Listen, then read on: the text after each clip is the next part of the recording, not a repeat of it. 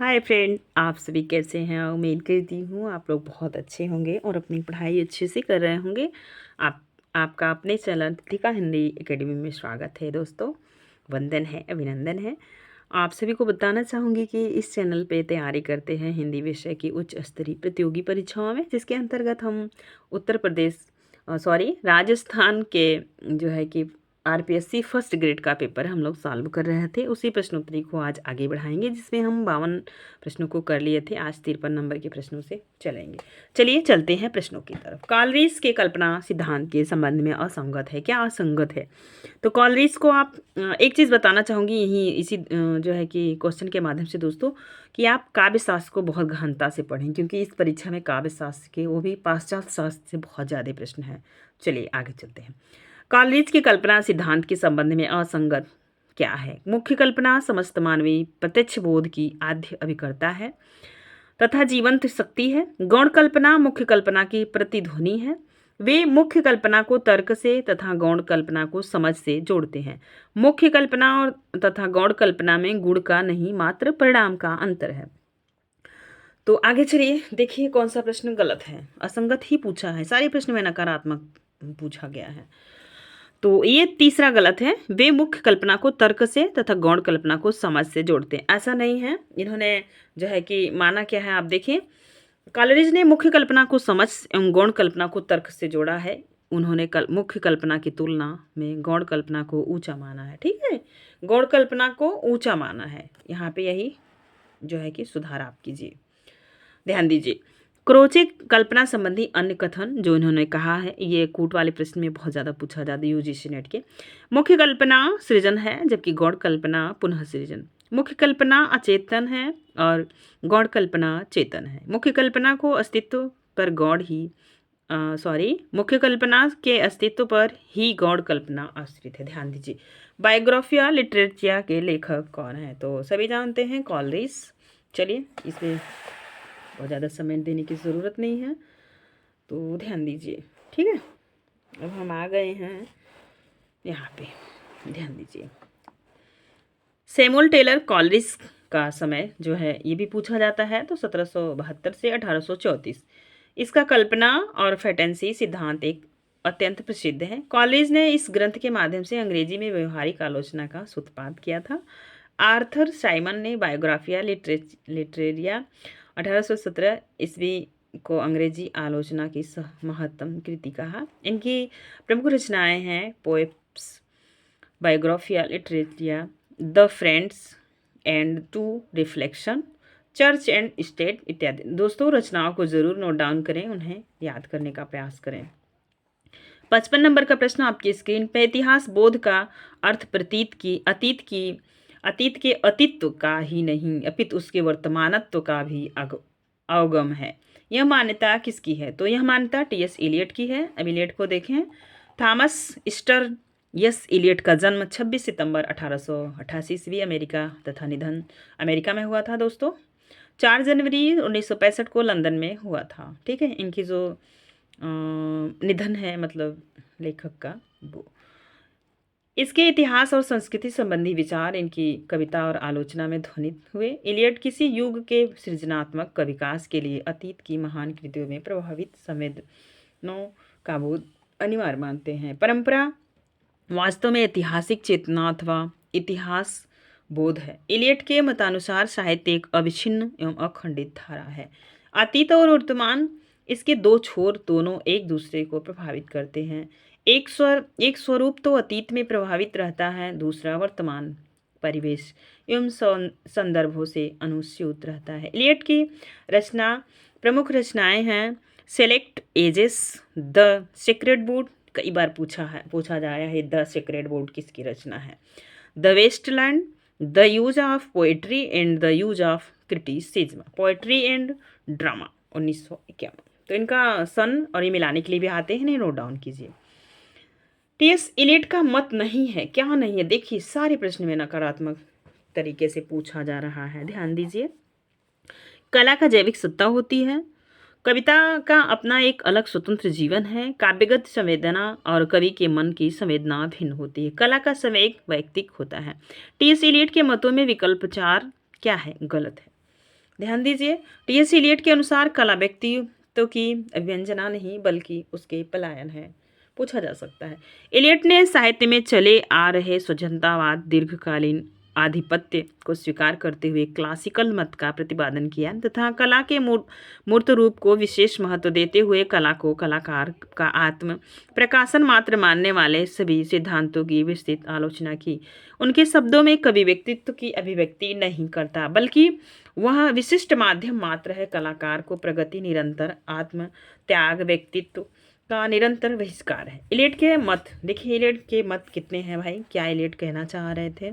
कला को कला दूर से देखी जाने वाली वस्तु है, बिल्कुल सही। काव्य का कवि के साथ किसी प्रकार का संबंध नहीं होता। कवि अपने संसार का निर्माता होता है।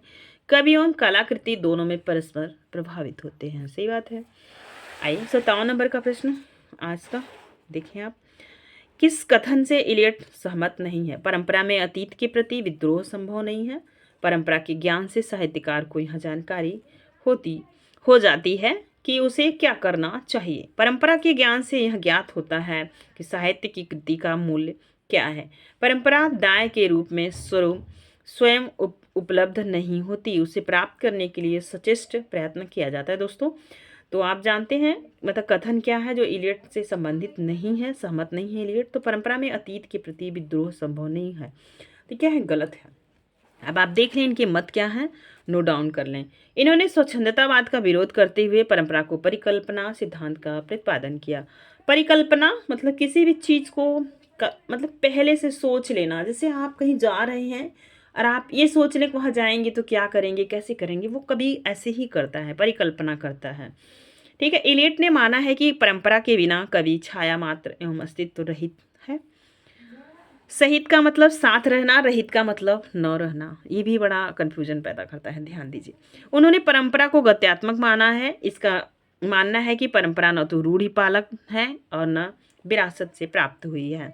इन्होंने परंपरा का संबंध संस्कृति से जोड़ा है। इन्होंने परंपरा को वर्तमान से अलग नहीं बल्कि उसका ही एक हिस्सा माना। कविता भाव का स्वच्छंद प्रवाह नहीं, भाव से पलायन है। व्यक्तित्व की अभिव्यक्ति नहीं, उसकी मुक्ति का नाम है। मान्यता किसकी? तो सभी जानते हैं, इलियट की। ये कई बार पूछा हुआ प्रश्न है, नेट का प्रीवियस ईयर पेपर, मतलब ये मतलब पूछा गया प्रश्न है नेट में। जब आप प्रीवियस ईयर पेपर लगा रहे होंगे नेट का तो पढ़ पा रहे होंगे, समझ पा रहे होंगे, फिर आप ये भी ध्यान दे पा रहे होंगे कि आरपीएससी के प्रश्न के लेवल कैसे हैं दोस्तों। ठीक है। इस प्रश्नोत्तरी को 2-3 बार देखें और प्रश्नों का नेचर समझने का प्रयास करें। चलिए व्याख्या देखिए। उक्त मान्यता पाश्चात्य काव्यशास्त्री टीएस इलियट की है। परंपरा सिद्धांत के द्वारा इलियट ने आत्मनिष्ठ सिद्धांत के स्थान पर वस्तुनिष्ठ सिद्धांत को महत्व प्रदान किया है। कला को निर्वैयक्तिक घोषित किया है। कवि को काव्य की स्वतंत्रता अवधारणा के लिए माध्यम मात्र स्वीकार किया है। इलियट की अन्य मान्यताएं और क्या क्या हैं? कवि व्यक्तित्व की अभिव्यक्ति नहीं करता, वह तो माध्यम मात्र है। कविता व्यक्तित्व की अभिव्यक्ति की अपेक्षा व्यक्तित्व से पलायन है। अन्य विद्वानों ने क्या क्या है? प्लेटो, काला जगत वस्तु जगत का अर्थात अनुकरण होने के कारण और भी मिथ्या है। अरस्तु, अनुकरण हुबहू नकल न होना पुनः सृजन अथवा पुनः निर्माण है। अरस्तु ने कहा है कला का तो कला है, लेकिन जैसे सामने वाला किसी कविता को लिख दिया, आप एग्जैक्ट उस कविता को ना उतारें, मतलब ना बनाएं, उससे कुछ नया क्रिएट करें। ठीक है, क्रिएट करें आप नया। क्रोचे ने क्या कहा है? सहजानुभूत अभिव्यंजनावाद की आंतरिक प्रक्रिया। 59 नंबर का प्रश्न, मार्क्सवादी चिंतन से प्रभावित हिंदी की प्रमुख साहित्य परंपरा है। नई कविता, छायावाद, प्रयोगवाद, प्रगतिवाद। तो हिंदी की प्रगतिवाद साहित्य परंपरा मार्क्सवादी चिंतन से प्रभावित है। चलिए आगे चलते हैं, देखिए ध्यान से। मार्क्सवाद के बारे में जाने। मार्क्सवादी विचारधारा समाज को शोषण और शोषित रूप में देखता है। प्रगतिवाद शोषक वर्ग के खिलाफ शोषित वर्ग में चेतना लाने का, उसे संगठित एक शोषण मुक्त समाज की स्थापना की कोशिश है। ठीक है दोस्तों, समर्थन करता है। तो आपने पढ़ा होगा नई कविता, प्रगतिवादी कविता, वहाँ पे इस चीज़ को पढ़े होंगे। चलिए आगे चलते हैं। पंडित सुमित्रानंदन पंत ने प्रगतिवाद की परिभाषा निर्धारित करते हुए लिखा है, प्रगतिवाद उपयोगितावाद का दूसरा नाम है। वैसे तो सभी युगों का लक्ष्य सदैव प्रगति की ओर रहा, परंतु आधुनिक काल का प्रगतिवाद ऐतिहासिक विज्ञान के प्रयोग पर जनसमूह के सामूहिक प्रगति का पक्षपाती है। सामूहिक प्रगति, सामयिक, नवनिर्माण, जनता के चित्कार की कहानी किसी दर्शन पर आधारित आश्रित है। और यह दर्शन है मार्क्सवाद। दर्शन क्या है? उसी का नाम मार्क्सवाद का द्वंद्वात्मक भौतिकवाद है। इसी कारण आलोचकों ने कहा है कि राजनीति में जो स्थान समाजवाद का है वहीं स्थान साहित्य में प्रगतिवाद का। ठीक है दोस्तों, आइए चलती नेक्स्ट प्रश्न पे। 60 नंबर का प्रश्न, मार्क्सवादी साहित्य चिंतन के अनुसार उपयुक्त कथन नहीं है। कला अपने सभी रूपों में सर्वोत्तम सामाजिक गतिविधि रही। अनुभव या बोध का कलात्मक अंकन भी प्रतिभा जन्मजात रूप में प्राप्त नहीं होती। यथार्थवादी चित्रण यथार्थ की मात्र नकल है। कला के अभिप्राय, संदेश, सार, तत्व, रूप, शिल्प में बदलाव होता रहता है। व्याख्या देखें मार्क्सवादी, इसका उत्तर 3 नंबर होगा दोस्तों, मतलब सी। आप देखिए मार्क्सवाद साहित्य चिंतन के अनुसार क्या है, तो मार्क्सवाद राष्ट्रवाद का भी विरोध करता है। बिल्कुल सही। मार्क्स के अनुसार राष्ट्रवाद एक मिथ्या चेतना है। कला अपने सभी रूपों में सर्वोत्तम सामाजिक गतिविधि रही है। मार्क्सवाद राज्य का विरोध करता है। मार्क्सवाद एक जटिल विचारधारा है। 61 नंबर का प्रश्न फटाफट देखें दोस्तों, वीडियो थोड़े लंबे बन रहे हैं क्योंकि कंटेंट ज़्यादा है, ध्यान दीजिए। 61 नंबर का प्रश्न, साहित्य के महत्व के संबंध में मार्क्सवादी सिद्धांत विषयक असंगत है। क्या असंगत है? देख रहे हैं, सारे प्रश्न असंगत नहीं है, यही सब पूछा जा रहा है। साहित्य वर्गों के बीच विचारधारात्मक संघर्ष में महत्वपूर्ण अंग है। साहित्य श्रमिक एवं व जनसाधारण की शिक्षा और चेतना में योगदान कर सकता है। साहित्य शोषकों की शक्ति को मजबूत बना सकता है, तो उसकी जड़ें भी खोद सकता है। देख रहे हैं, वर्ग अचल व अपरिवर्तनशील होता है तथा उनका आपसिक संबंध इतिहास की धारा के साथ नहीं बदलता। तो इसका क्या होगा बताइए? तो आप देख पा रहे होंगे साहित्य महत्व के संबंध में मार्क्सवादी सिद्धांत क्या है, तो इसका गलत उत्तर है 4 नंबर। वर्ग अचल व अपरिवर्तनशील होता है, ऐसा कुछ भी नहीं है। हरदम समाज प्रगति की ओर बढ़ता है, तो परिवर्तन तो साहित्य और समाज का नियम है, आप सभी पढ़े होंगे। चलिए देखिए मार्क्सवादी सिद्धांत क्या क्या है। प्रगतिवाद चेतना साहित्य के आदर्श मार्क्सवादी बोध के आधार पर तय करती है और कला का स्वदेश मानती है। मार्क्स का द्वंद्वात्मक भौतिकवाद प्रगतिवादी काव्य का आधार है। मार्क्सवाद में वर्ग संघर्ष और सरहारा होते हैं। साहित्य क्रांति के लिए एक हथियार मात्र है। 62 नंबर का प्रश्न, इस मानसिकता का कोई विचारधारा आधार भी नहीं है। विचारधारात्मक आधार भी नहीं है क्योंकि इसका एक महत्वपूर्ण लक्षण विचारधारा मात्र का निषेध है। ठीक है दोस्तों, चलिए आगे चलते हैं और देखने का प्रयास करते हैं। इसका देखिए उत्तर क्या होगा। यह कथन साहित्य शास्त्र के किस आलोचक की पद्धति के संदर्भ में उपयुक्त है? प्रश्न आपने पढ़ लिया, अब आप ध्यान दीजिए। तो किसका है? उत्तराधुनिकतावाद, निर्वैयक्तिकतावाद, मार्क्सवाद, अभिव्यंजनावाद। तो पहला है उत्तराधुनिकतावाद, ये उपयुक्त है, मतलब सही है। आगे चलें। उत्तराधुनिकतावाद किसे कहते हैं? तो उत्तराधुनिकतावाद शब्द अंग्रेजी की पोस्ट मॉडर्निज्म का हिंदी रूपांतरण है। कुछ विद्वान इसे आधुनिकता का विस्तार मानते हैं। चलिए विशेषता देखिए, किसे आप उत्तराधुनिकतावाद कहेंगे। उत्तराधुनिकतावाद आधुनिकता व्यक्ति को सामाजिक तंत्र का पुर्जा न मानकर उसे एक अस्मितापूर्ण अस्तित्व प्रदान करती है। उत्तर आधुनिकता व्यक्ति का सामाजिक इकाइयों की स्वतंत्रता के पक्ष में तर्क करती है। उत्तर आधुनिकतावाद में अतिबौद्धिकता का त्याग होता है। और आगे देखेंगे तो नेक्स्ट, कभी किसी एक निश्चित काव्य रचना के लिए बाध्य नहीं है, वह मुक्त निर्माण करता है। कवि के जो विचार आएंगे चाहे वो छंदबद्ध करे या छंद मुक्त कर दे, जैसे निराला ने कहा कि कविता को छंदों के बंधन से मुक्त करें, वही यहाँ पे कवि कहना चाह रहा है। कवि किसी एक निश्चित काव्य रचना के लिए बाध्य नहीं है, वह मुक्त निर्माण करता है, वह स्वच्छंद है। और आगे चलिए, कविता मुक्त विचरण करती है, ये भी सही है। कवि जैसे इस समय कोविड प्रोटोकॉल चल रहा है, तो कवि के विचार में आएगा कोविड पे हम कुछ लिखें, वो जरूर लिखेगा। तो आप क्या करेंगे? वो मुक्त विचार है ना, जरूरी नहीं हम परिपराई परंपरा को ही जोड़ते हैं, ऐसा कुछ नहीं है। ठीक है, आगे चलें।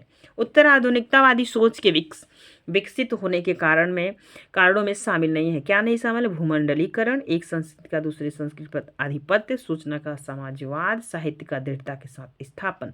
तो ये तो सही, भूमंडलीकरण, जैसा कभी देखेगा वैसा लिखेगा। कभी जहाँ का होगा उसकी लोकचर्या, अब एक तरीके से वहाँ के रीति रिवाज, भाषा, सबका प्रभाव पड़ता है कविता पे। यदि बिहार साइड में जाएंगे ना तो अपने मैथिली का प्रभाव पड़ेगा, बुंदेलखंड के जाएंगे तो बुंदेलखंडी भाषाओं का प्रभाव पड़ेगा। तो कवि का वही मतलब है, किसका नहीं पड़ेगा पूछ रहा है। साहित्य की दृढ़ता के साथ स्थापन, जरूरी नहीं है जो चीजें हैं वही उसी को आप लेके चलें, ठीक है। चलिए, गलत विकल्प 4 है। अब देखिए कि साहित्य को कैसे सजोया जा सकता है। उत्तर आधुनिकता अंतरवादी दर्शन है, मतलब अंदर विवेकपूर्ण चीजों को कैसे आप समझ रहे हैं, उस चीज का क्या है, दर्शन है।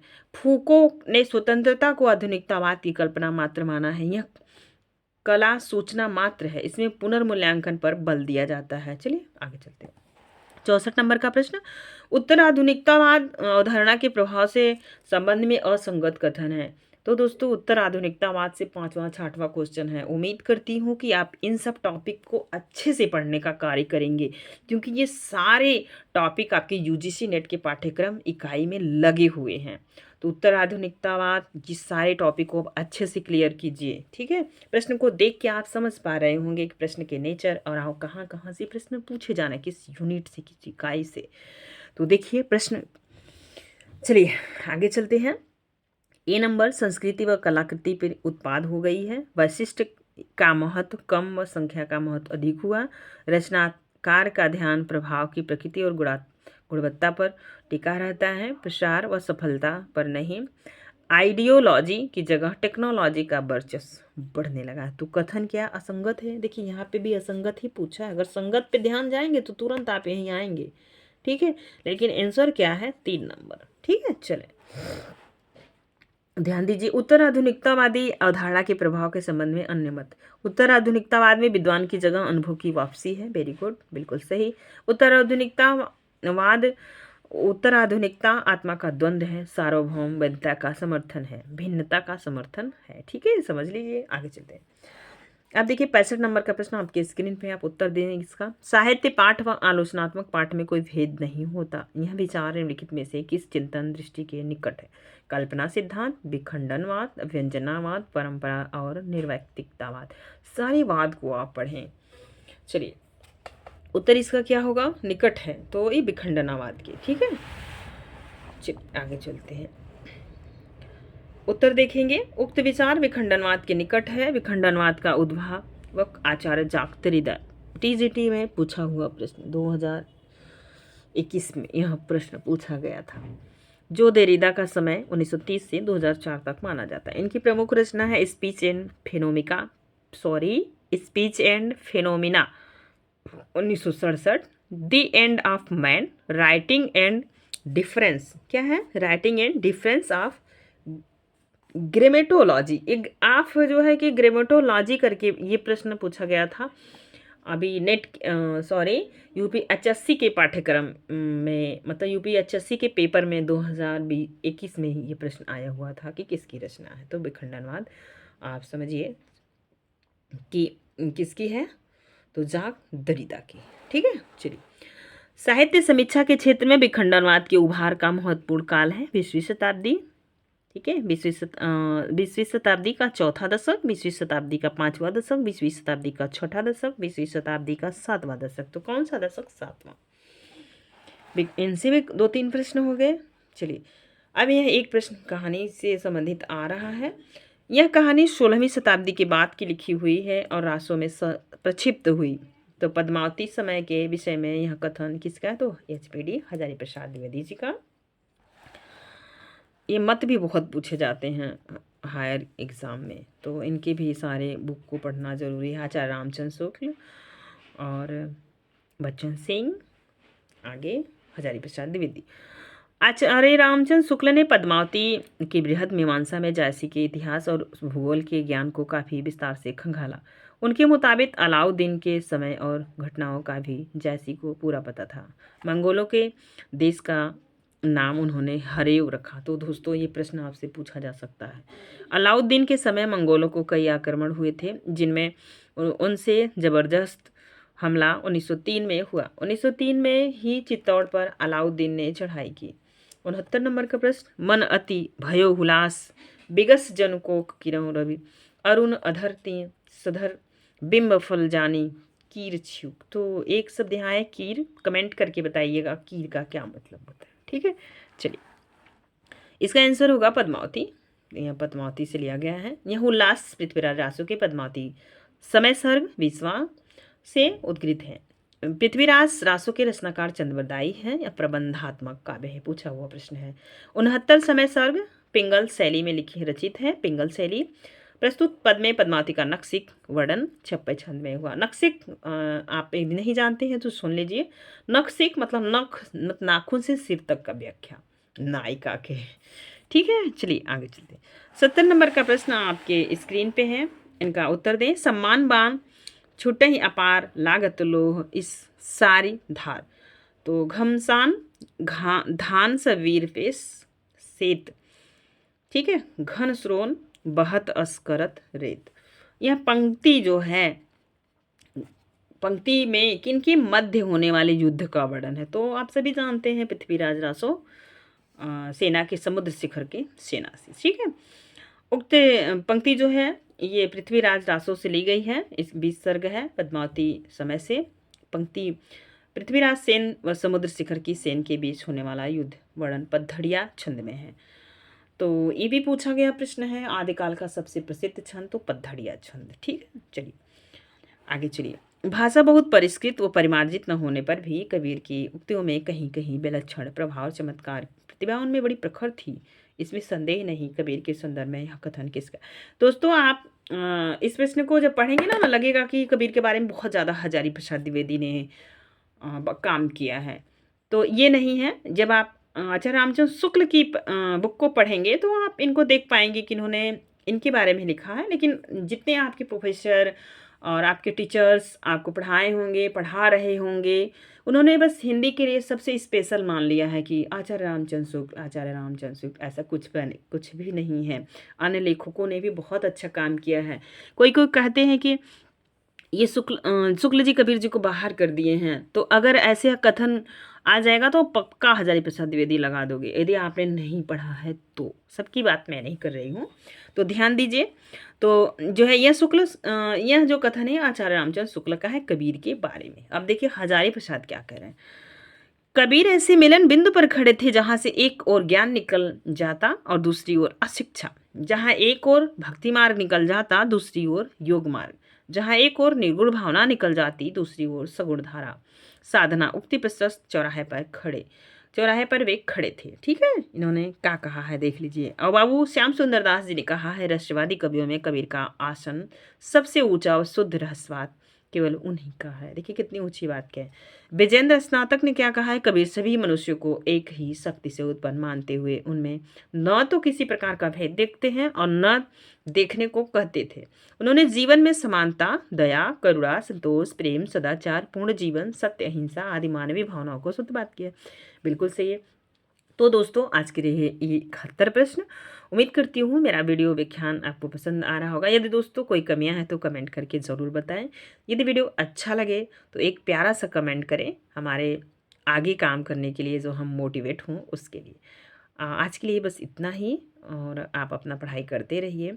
अगर वीडियो अच्छा लगे दोस्तों तो फिर इस परिवार को थोड़ा थोड़ा आगे बढ़ाते रहिए। धन्यवाद।